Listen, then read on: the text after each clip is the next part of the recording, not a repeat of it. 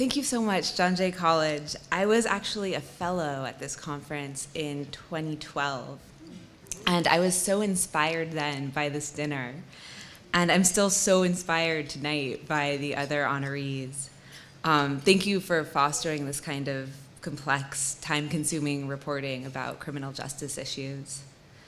The stories in ProPublica's series were about two immigrants who were victimized by MS-13 and by law enforcement on Long Island. One was a teenage gang informant who was betrayed by his FBI gang handler, and the other was the mother of a 15-year-old son who was killed by the gang. Her son's body lay in the Long Island woods for 8 months, and local police told her not to worry, that her son had probably just run away. Everyone who worked on this series, even the guy who lawyered the series, had nightmares about the brutality of the subject matter. And I also did, and I wanted desperately to find a way to get these stories to cut through and land with readers. And in the end, we really, I think, made these stories resonate by pulling in partners and pulling in other formats.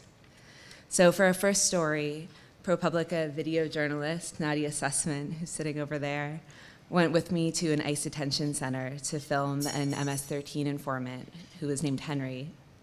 And she made a video that allowed people to hear Henry tell his own story in his own words and see, we couldn't show his face because of the dangerous situation he was in, but see the outline of his face. This American Life transformed the second story, which was about the mother of an MS-13 victim, into something much more sweeping and emotional than I ever could have done on my own. They really pressed me to ask the questions that I was basically lacked the courage to ask myself about what the mother had been through and how that had felt. And Newsday partnered with us for a print version of that story, and editor Marty Gottlieb really elevated that reporting. So these stories ran, and I was so nervous because the people were taking enormous risks to talk to us. They were threatened by detectives, they were threatened by the gang, and they were just trusting us to get it right and protect them, to the right degree. And the reaction was more than I could have hoped for. ICE and Long Island police changed policies. People donated tens of thousands of dollars to the protagonists of these stories. And somebody wrote to me and said that it was the first time that they had ever felt compassion for an immigrant, which is not totally the target audience, but was very satisfying. So I started these stories just as I was getting back from abroad to the US. And I was so shocked when I started reporting. Things are so polarized right now. When I went out to Long Island, people were calling me fake news. People were dismissing me out of hand. And I think it's so hard, especially now, to break through preconceived ideas about gang members and crime victims and immigrants.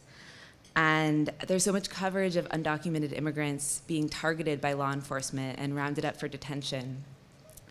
But undocumented immigrants also need law enforcement and go to law enforcement and aren't getting helped. And I think that's so important to cover, and I wish there was more coverage of it.